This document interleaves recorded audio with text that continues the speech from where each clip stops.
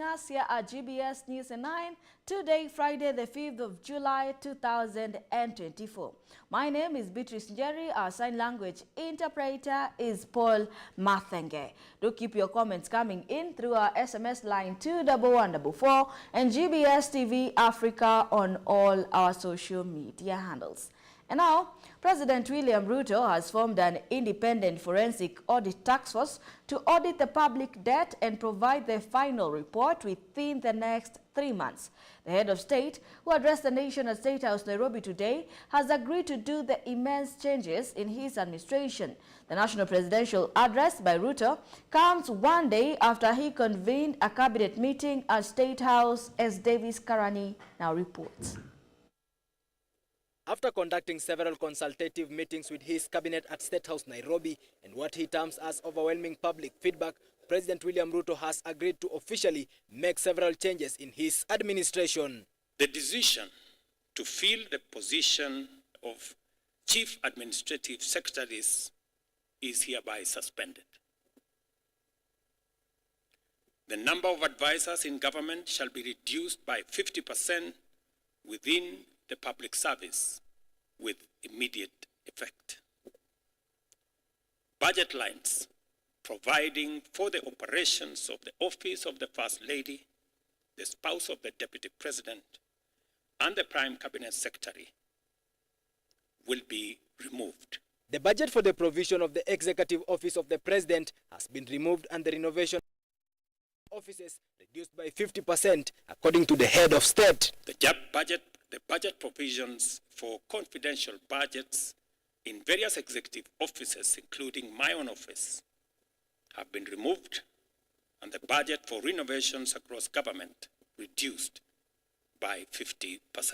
The presidential address on his formation of independent body to do a public forensic audit answers a concern raised by the Senate Deputy Minority Leader Edwin Sifuna. There has to be a public audit of all Kenya's debt so that we know what the truth about this is.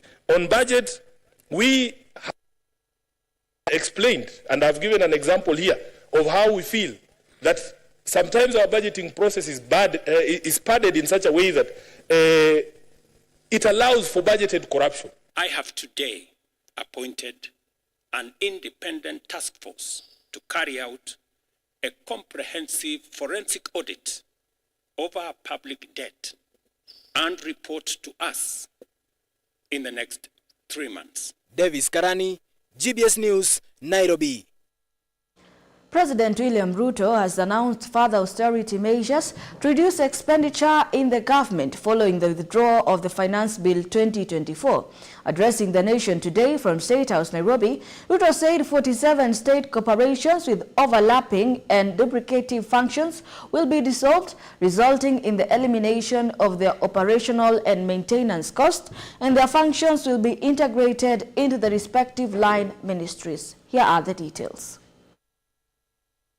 Following the dropping of the contentious Finance Bill 2024, President William Ruto has announced austerity measures to curb excessive government expenditure. As one of the measures, the head of state has today announced the dissolution of 47 state corporations with overlapping roles. 47 state corporations with overlapping and duplicating functions will be dissolved, resulting in the elimination of their operational and maintenance costs, and their functions will be integrated into the respective line ministries. Staff currently employed by the affected corporations will be transferred to ministries and other state agencies within government. Among other measures are, the number of advisors in government will be reduced by 50% within the public service. The purchase of new vehicles by government have been suspended for 12 months except for security agencies. The government is set to hire JSS teachers and medical interns. President Ruto has also suspended the non-essential travel by government workers. All state officers and public servants have been banned from participating in public contributions or harambes.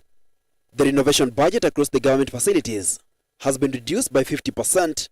And finally, on the budget deficit, the government is set to propose a budget cut of 177 billion Kenyan shillings to National Assembly and borrow the difference. Hilary Kabila, GBS News, Nairobi. In the wake of recent deadly protests in Kenya, the nation grapples with grief and anger. As families bury their loved ones, others still face the grim task of retrieving bodies from mortuaries. The protests, which saw 41 young Kenyans lose their lives after a stark exercise of their constitutional right to assemble and express dissent. However, the day was marked by alleged police brutality, raising concerns about accountability and justice. Despite government promises of support for bereaved and injured, the lingering questions remains. Will true justice be served if the perpetrators of these brutal acts are not held accountable? Susan Nganga with the full report. As some mourn and bury their loved ones, others continue to retrieve bodies from mortuaries.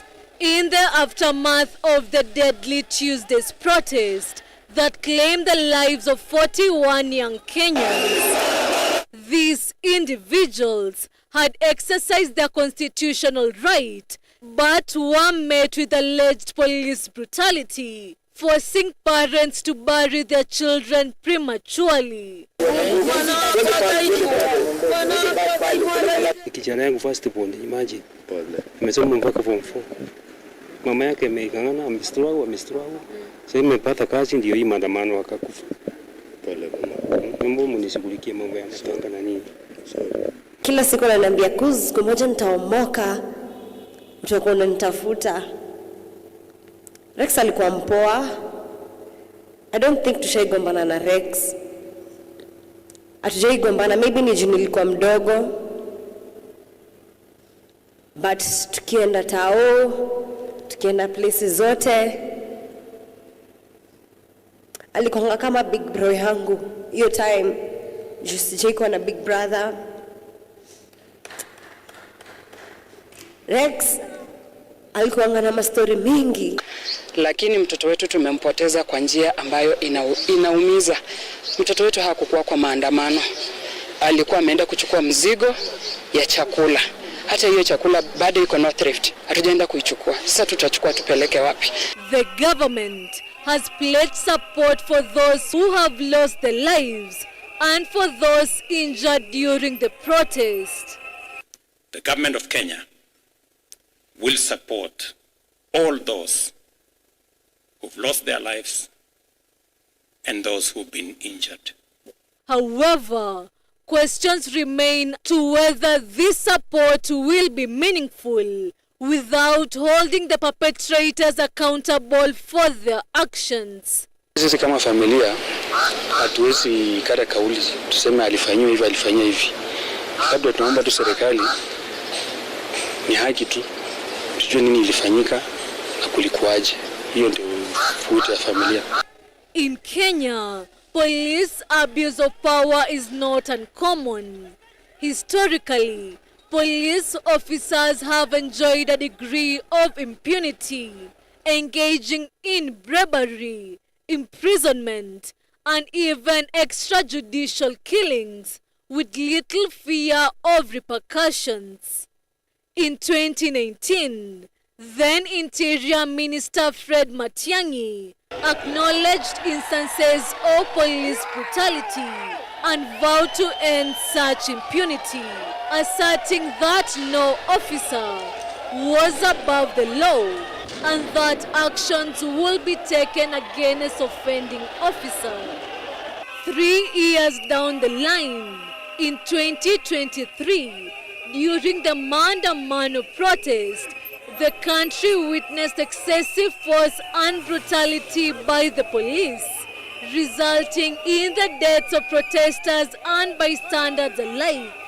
In 2024, similar incidents have occurred, with no action taken against those responsible. President William Ruto made history by deploying the Kenya Defence Forces to address what he termed criminals, marking the first time a Kenyan president has used the defense forces against unarmed demonstrators. Human rights activists have accused the police of using excessive force, during the anti-government protest.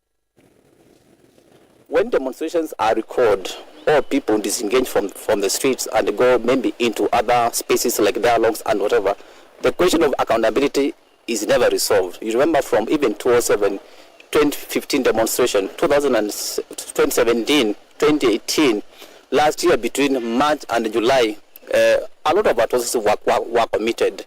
So basically, what we have been doing, and you'll find that in the statement we issued last week, we are going to pursue command responsibility for those who have been issuing these unconstitutional orders to their officers, and we are also going to be pursuing individual accountability for the police officers who also accept to implement these criminal directives.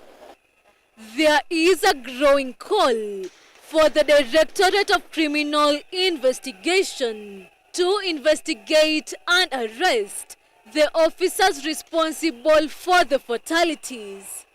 Kenyans are yet to see if this call for justice will be listened to. Susan Nganga, GBS News. President William Ruto has today addressed the youth on his X-Space session dubbed #Engage the President, which started more than an hour late, beset by technical difficulties, and was scheduled to last for 3 hours. The engagement, organized via X-Spaces, a feature that allows users to host live audio conversations with others on the platform, formerly known as Twitter. So many Gen Zs who participated in the recent countrywide protest call out the head of state, some calling him a liar and accusing him of lacking empathy, to which he responded robustly. Here is more on the same. God bless you. Thank you very much. In his efforts to address the youth after youth-led countrywide protest, President William Ruto engaged with the youth on his X-Space session today. Despite the session dubbed #Engage the President, starting more than an hour late, beset by technical difficulties, and was scheduled to last for 3 hours. This gathering, facilitated through X-Spaces, a platform enabling live audio conversations, brought together many young people, including participants in the recent nationwide protest. During the session, some expressed frustration, labeling the head of state as dishonest and questioning his ability to empathize. However, President Ruto responded firmly to these criticisms. Very happy that we are having this conversation on X. We are going to sweat to get it, Mr. President. Wherever we are not happy. But the conversation started before his X-Space session began. President William Ruto delivered a national address promising a raft of spending cuts, saying they were needed because the planned tax rises had been scrapped. These include the dissolution of 47 state corporations with overlapping functions, suspending the purpose of new vehicles for state officials for 6 months, suspending all non-essential travel for state officials, reducing government advisors by 50%, scrapping the budget for the First Lady and spouses of the Deputy President and Prime Cabinet Secretary, and enforcing the retirement of public servants at the age of 60. The following actions shall be taken with immediate effect towards the realization of the new budget. 47 state corporations with overlapping and duplicating functions will be dissolved, resulting in the elimination of their operational and maintenance costs, and their functions will be integrated into the respective line ministries. Staff currently employed by the affected corporations will be transferred to ministries and other state agencies within government. But during the X-Space conversation, President Ruto has accused some reckless people of inflating the number of people who were killed during the recent protests, putting the number at 25. With people you have mentioned were in different areas. Today, I am here as a scientist. Several families who lost their kinsmen when a gold mine collapsed, killing 7 miners in Rwanda last Tuesday, are appealing to the national and county governments to help them accord their dead relatives decent burials. Led by Florence Athembo Ayowa, who lost her 35-year-old son, Solomon Juma, during the incident that occurred at Lumba Kodera mining site in Obich B village, the relatives are appealing for assistance to settle mortuary bills and the cost of transport and coffins. Speaking to journalists at the accident site, they say that the incident occurred at a difficult time when the families had nothing as they depended on the miners. They are urging the Siaya County government and local leaders to step in and help offset the bills and also help the young families that the deceased miners left behind. Kwa majina naitwa Florence Athembo Ayowa. Nimepoteza mwanangu kijana wa umri wa miaka 35. Nimeachwa na binti mdogo amemaliza naye miezi 1. Lakini kwa sasa kitu tunaomba, tuko site ya Kodera pali wenye wanachimba migodi. Tunaomba mtusaidie kwa kuzika. Juu tumehuzunika sana, hatuna chochote cha kuweza kufanya. Juu hapa penye mnaona mtu ambaye hana, maskini ndio anaweza kuja pali hapa. Sasa kitu tunaomba serikali na county government, mtusaidie. National government tunaomba usaidizi kwenyu. Mtusaidie ili tupate vile tunaweza zika watoto wetu. Hatuna chochote, tu maskini. Tunaomba kwa moyo mkujufu, kwa amani, mtu yeyote ambaye anaweza ingilia kati atusaidie.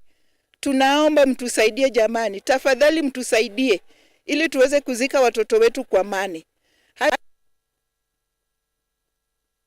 Mje pamoja, mtusaidie tuone vile tunaweza zika vijana wetu. Gavana wetu, tunakuomba. Hii ndio mara ya pili tena tunakuomba.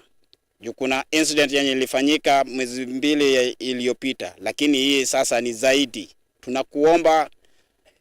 Tunaomba ufike na utusaidie. Asante.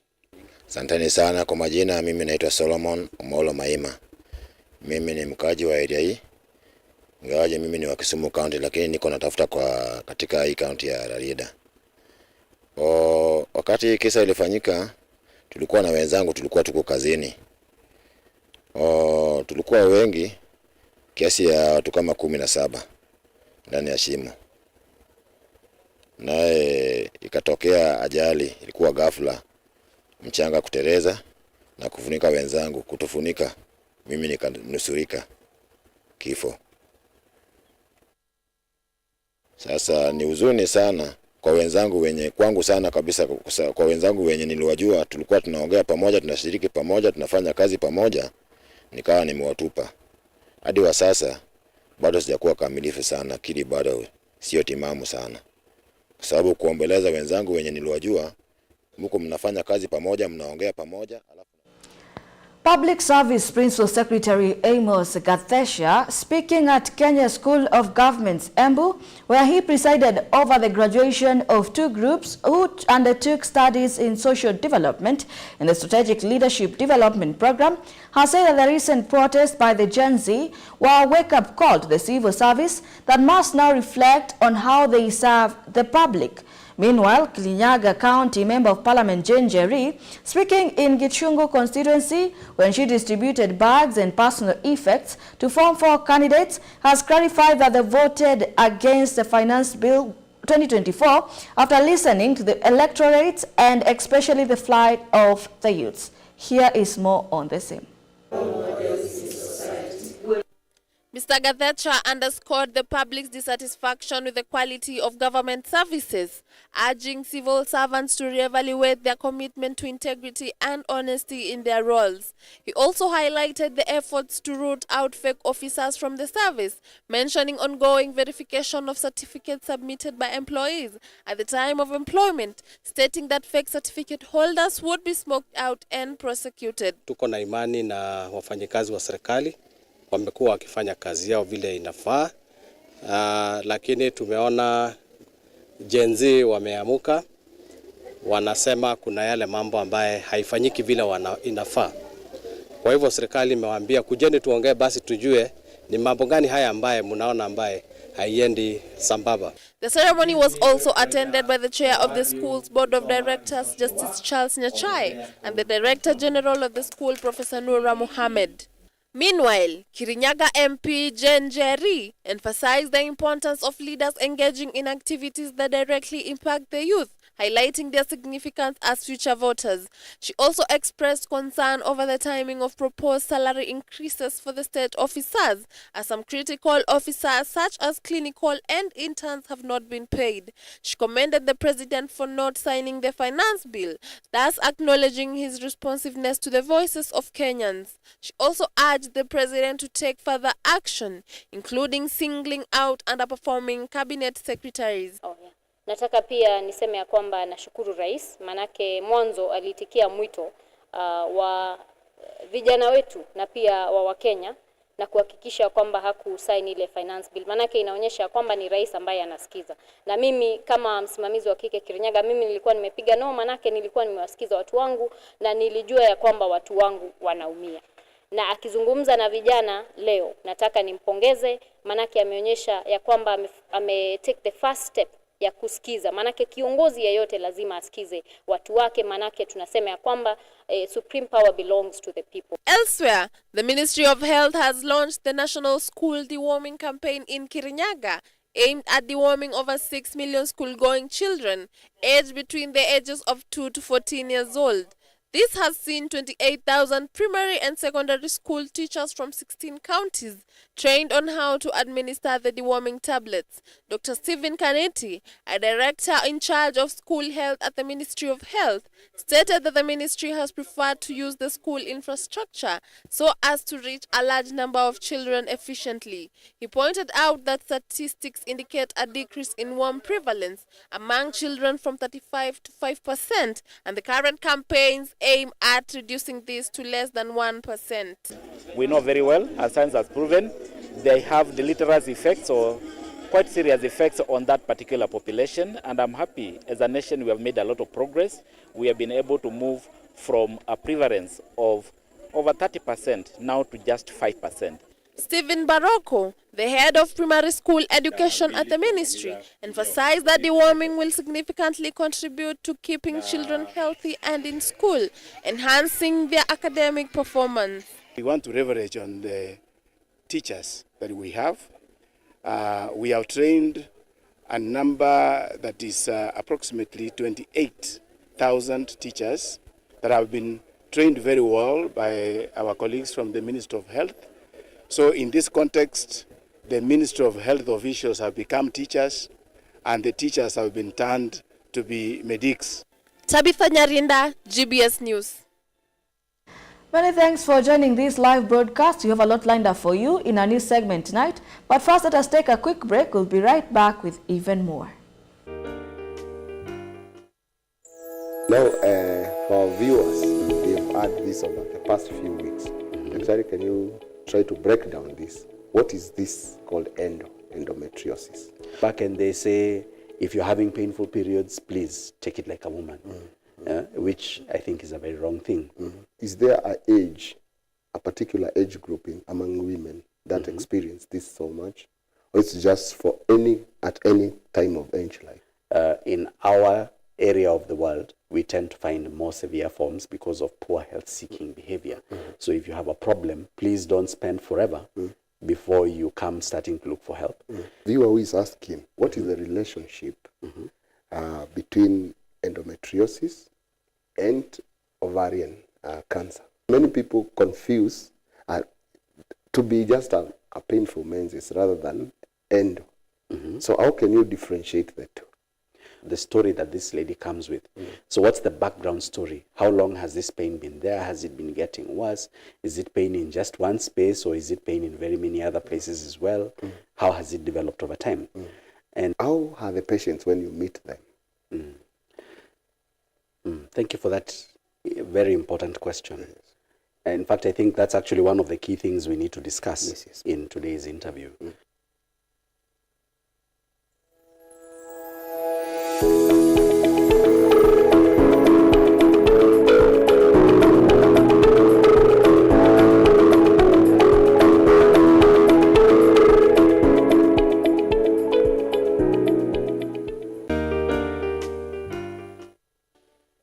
the four gospel books, Matthew, Mark, and Luke, John, we can know the heart of Jesus in depth. 그리고 우리가 느끼는 그 예수님을 성경을 통해 느낄 수 있어서 너무 감사합니다. And the Jesus that we can feel him through the scriptures, and I'm very thankful about that. Jesus Christ came to this earth for our sins. 지셨고, he carried our sins. 십자가에 못 박혀 죽어 죄의 형벌을 당하셨고, and he was crucified, and he received the punishment for sins. 무덤에 들어가셨다가, and he was put into the tomb. 사흘 만에 부활하셨습니다. and resurrected in 3 days. 이것이 우리가 말하는 복음입니다. This is the gospel that we speak. 예수님께 우리 죄를 위해 죽으신 이야기. About how Jesus died for our sins. The purpose of Jesus being crucified. 우리 죄를 담당하기 위하여 십자가에 못 박혀 죽으셨습니다. He was crucified to pay for our sins. 예수 십자가에 못 박혀 죽으심으로 우리 죄가 분명히 씻어졌는데. And through Jesus being crucified, clearly our sins have been washed clean. 참 안타깝게도 많은 사람은 여전히 죄인이라고 말합니다. However, unfortunately, many people still say that they are sinners.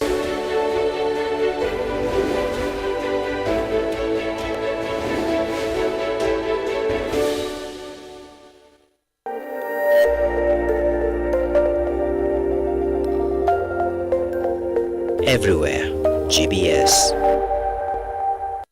Welcome back. You're still watching GBS News at 9, and now to matters international news. The Labour Party has clinched a resounding trump in the UK general elections, securing a commanding majority in Parliament. The party composed to claim 410 seats. It left Prime Minister Rishi Sunak at the Conservative Party, conceding defeat in what marked the worst electoral performance in history. Keir Starmer, set to lead the nation as its next Prime Minister, vowed to usher in a new era of trust and national renewal as the country looks ahead, transformative period under centre-left leadership. Here are the details. The Labour Party, under the leadership of Keir Starmer, has secured a victory in the UK general election, paving the way for Starmer to become Britain's next Prime Minister. The election results declared by the Press Association indicate that Labour is set to capture a commanding 410 seats out of 650 in Parliament, giving them a majority of 170 seats. Prime Minister Rishi Sunak, while conceding defeat, acknowledged the historic nature of the Conservative Party's loss, which is forecasted to secure only 131 seats, marking their worst electoral performance in history. This outcome ends 14 years of Conservative-led governments marked by turmoil, Brexit negotiations and internal strife. Meanwhile, Nigel Farage's Reform Party made significant strides by winning its first ever seat in Parliament, positioning itself as a disruptive force in British politics. Formerly known as the Brexit Party, Reform capitalized on issues like immigration, where it criticized the Conservative government's failures to fulfill promises on border control. Analysts anticipate that Farage's success could herald a new era of political dynamics in Westminster, with Reform potentially becoming a vocal opposition force. The Conservative Party faces a period of introspection and re-evaluation following its electoral setback. As Keir Starmer prepares to assume office, the UK braces for a new chapter under Labour leadership, characterized by promises of political renewal and revived approach to governance. At the Shanghai Cooperation Organization Summit in Kazakhstan, Russian President Vladimir Putin and Chinese leader Xi Jinping met to strengthen their strategic partnership and counter Western, particularly the United States, influence the region.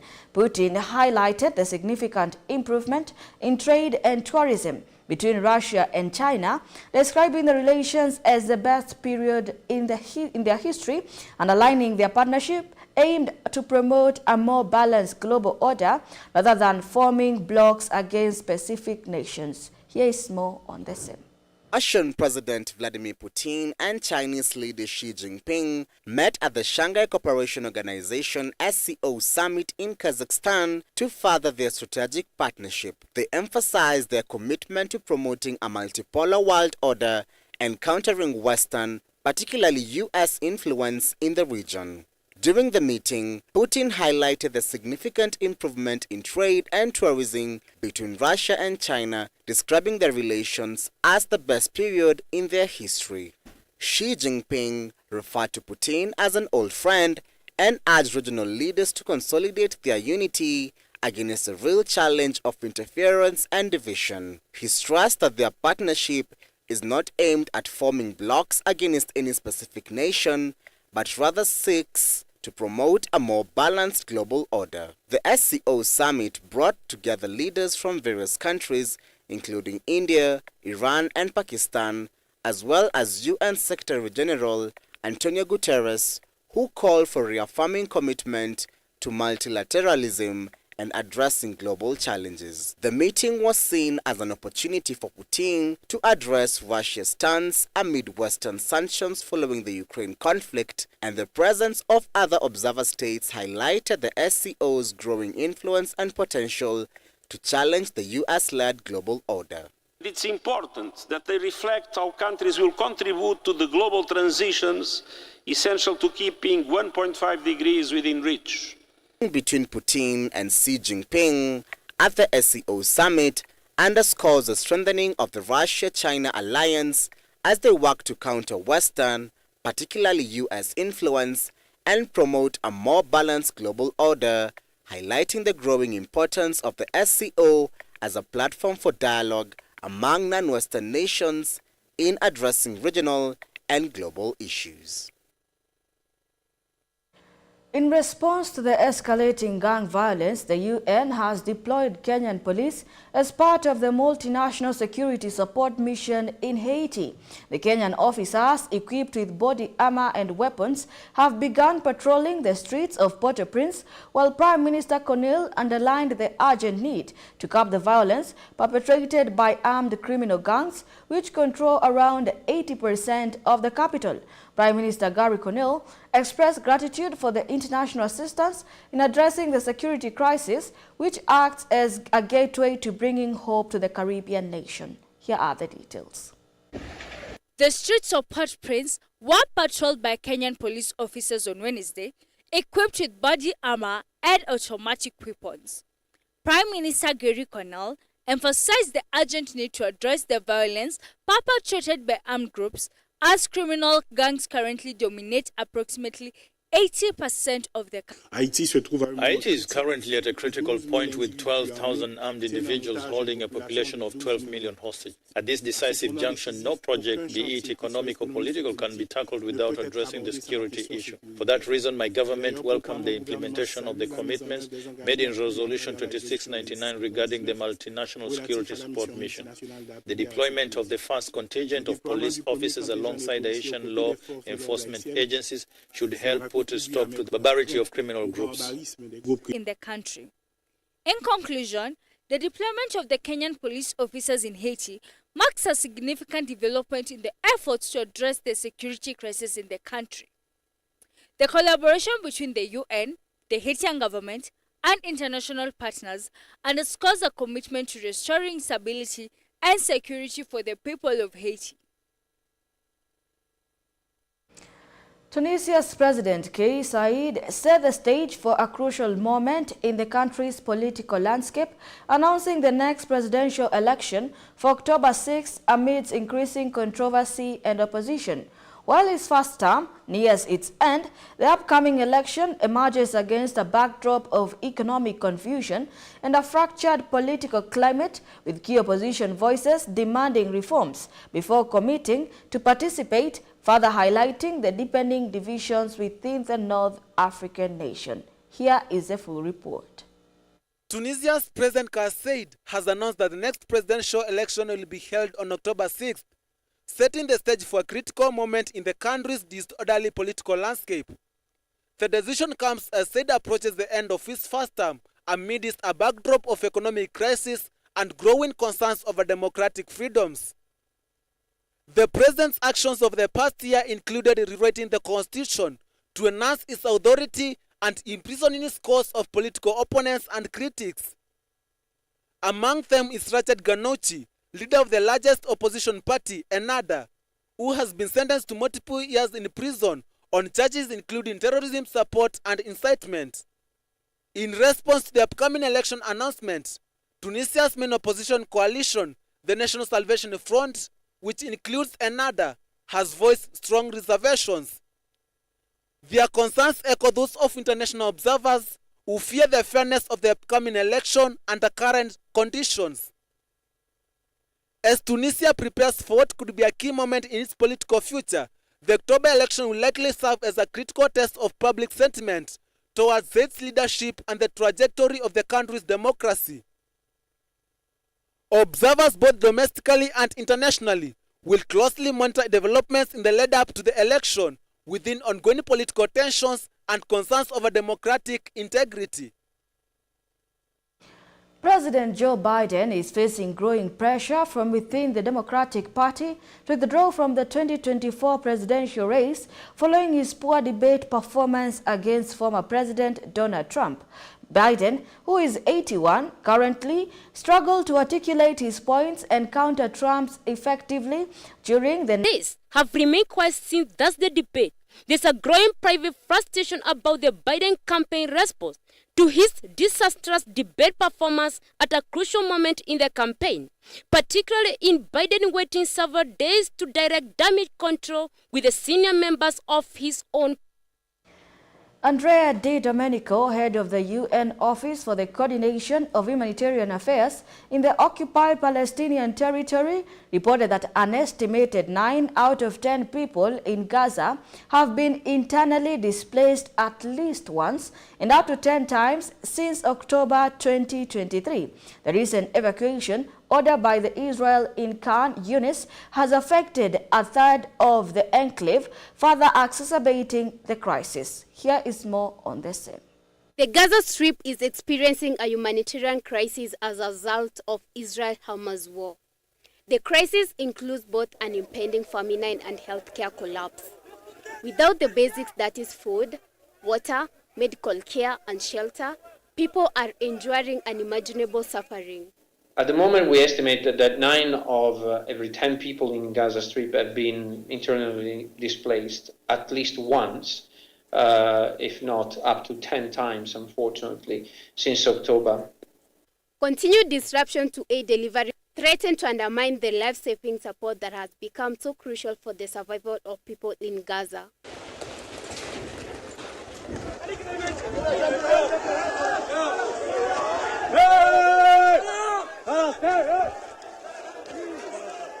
The United Nations has been working in the Middle East region around the clock to de-escalate the Israel-Palestinian crisis by engaging key actors and providing emergency assistance to the civilians on the ground. Fighting between the Israel military and Hamas in Rafah also made it dangerous and difficult for aid to reach their warehouses there or collect aid that entered Gaza at the southern crossing with Israel. During this year, Palestinian authorities in West Bank and the Gaza Strip repressed the rights to freedom of expression, association, and assembly. Torture and other ill treatment were reported in Palestinian detention centers. As of today, there are military presence that is blocking movements and impeding movements for the civilians, and frequently, unfortunately, also obstructing our ability to move. Even as Gaza reels under violence and food insecurity, the international community must not lose sight of its recovery and reconstruction. The Security Council had today as it met to consider the Palestinian question and the implementation of a recently adopted resolution. Do keep your comments coming in through our SMS line 21144 and GBS TV Africa on all our social media handles. And now for sports lovers, it is time for your most anticipated part of the news, the sports news. But first, let us take a quick commercial break. We started an art adventure with their founders. UM Gallery is a place where artists can bring their work. So now we're entering into something called random questions. Okay. My favorite part. Okay, so if you had the world's attention for 30 seconds, what would you say? The piece here is called Morph 01. Morph 01 is every artist. Kawe ni msanii, yeah. You have been told no. Yes, So yes. what will you tell those artists when you wameambiwa? Like how do we deal with rejection as an artist? Sometimes people are mean and they want money out of the information that they give. Yeah. But sometimes you take a period to teach yourself also, because you're not a know-it-all. Yes. If you were to wine and dine with an artist, like Wakitambo, an ancient artist, who will it be and why? Ungeuliza nini?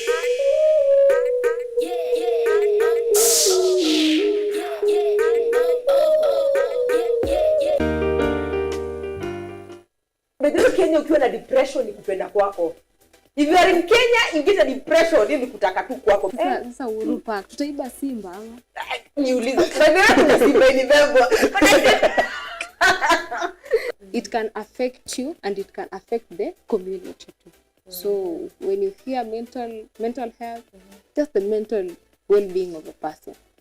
Yeah. I think we should also think at some point, because we are protesting for a betterment of something else, lakini pia lazima tuangalie tusirudishe shilingi ya Kenya chini, because tukianza kufanya tena our country irudi chini kifedha, ki business wise, it's going to affect us again. Okay, very much. Health is not only the absence of disease, but also emotional well-being, social well-being, and physical well-being. They were jobless even before they became president. But bora tungoje Tuesday, Thursday.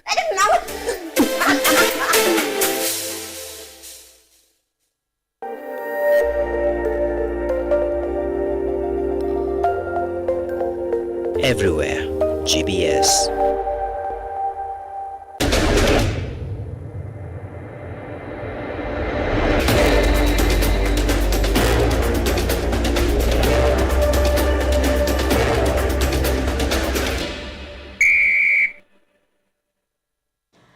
Euro 2024 host Germany face 3 times champion Spain in today's Euro 2024 quarterfinals, where France take on Portugal in the quarterfinals.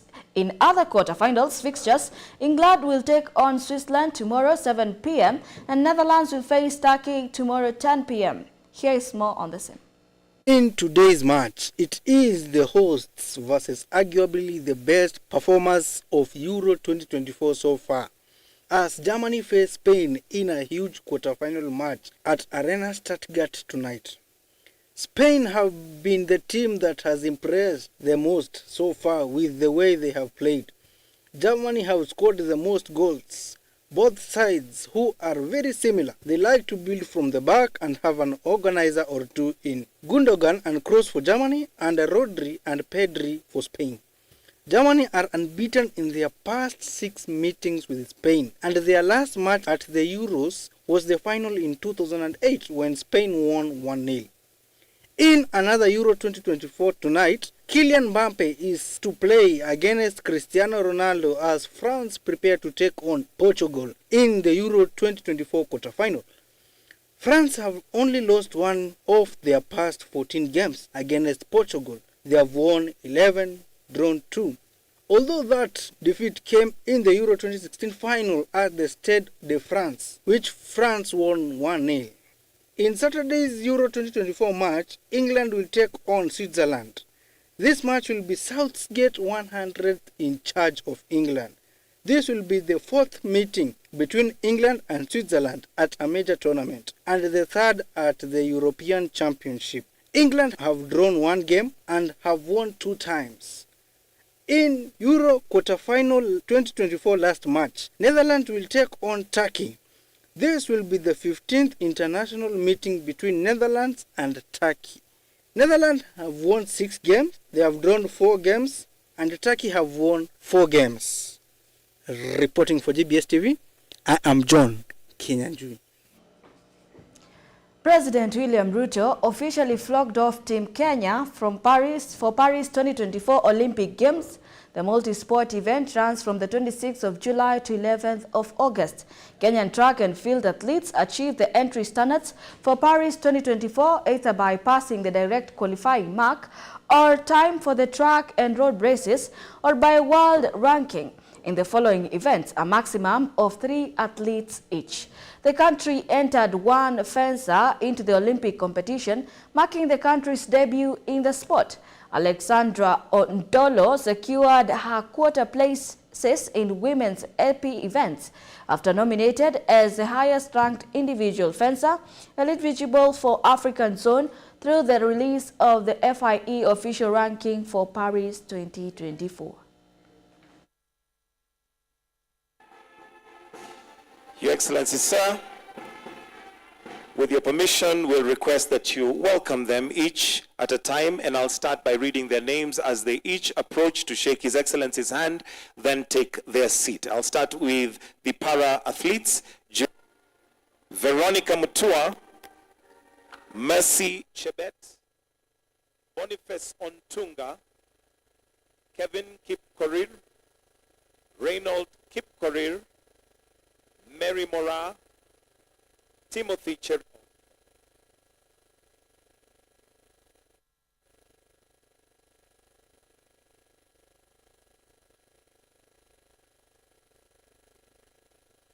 The flag also for the Paralympic team,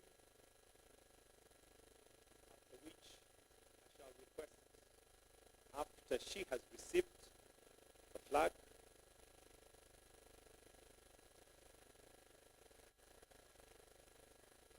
that we all now stand for the national anthem.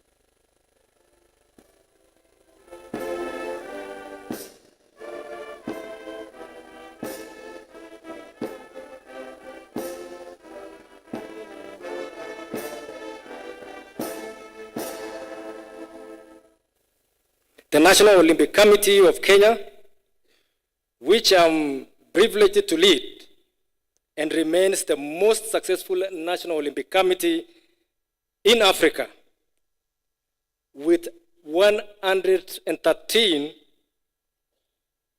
Olympic medals, is committed once again to deliver more medals for our country.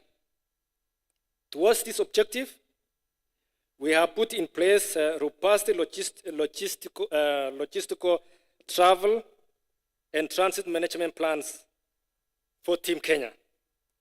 And we are confident that this will contribute to the delivery of exceptional performance from these unique games. Looking at our qualified team, which it's around 70 athletes, we have 32 women and 38 men. For the first time, we have almost 50-50 in represent. Kenya is by far, by miles, the most successful African country in Olympics history, winning over 100 medals. And we have been on this stage, Your Excellency, from 1964, at the very birth of our nation, when Kiprugut Arap Chumo, the late, who, Your Excellency, under your order, instructions, we have honored him by renaming the Kericho Green Stadium to Wilson Kiprugut Chumo Stadium as the first Kenyan to win our very first Olympics medal. Also sending a message that your administration is keen on honoring this heritage and honoring our athletes. We are therefore delighted as a ministry to present to you 70 Olympics athletes and 9 Paralympic athletes who have qualified for those 2 segments, with the Olympics kicking off on 26th of this month and running until the 11th of August, and thereafter the Paralympics program. I am delighted to report to you, Your Excellency, that this particular Olympics will witness an extended spread of disciplines, and President Taggart has indicated the 6 disciplines: athletics. I wholeheartedly congratulate the athletes of Kenya for being at the forefront of service to the nation and take pride in being associated with these champions on behalf of the 50 million Kenyans. I fully understand that your journey to the top echelons of being champions and Olympians is long and tedious, periled with a lot of personal sacrifice. But that is why you remain the nation's source of inspiration as you continually represent our collective spirit of hard work and resilience. Listening to the two speakers, great Kenyans who spoke here, they speak of the many things that you have gone through, both in Eldoret, in Nairobi, and in other areas as you prepare. The beckoning Olympics in Paris is not a walk in the park. Every nation has prepared its athletes and will be representing and presenting the finest of them all at the Olympics. Today, I take tremendous joy in knowing that we too are sending not just the finest of Kenya, but that of the world. You are our gallant warriors to this sporting challenge, and rest assured that the entire nation is behind you in every step of this noble assignment as you unleash your fullest potential at the global showpiece. And I have heard you say you will spare no effort. And what my dear sister representing the Paralympics said, that they will do their best. That is all we ask. Kevin Kipkorir, Reynold Kipkorir, Mary Mora, Timothy Cher.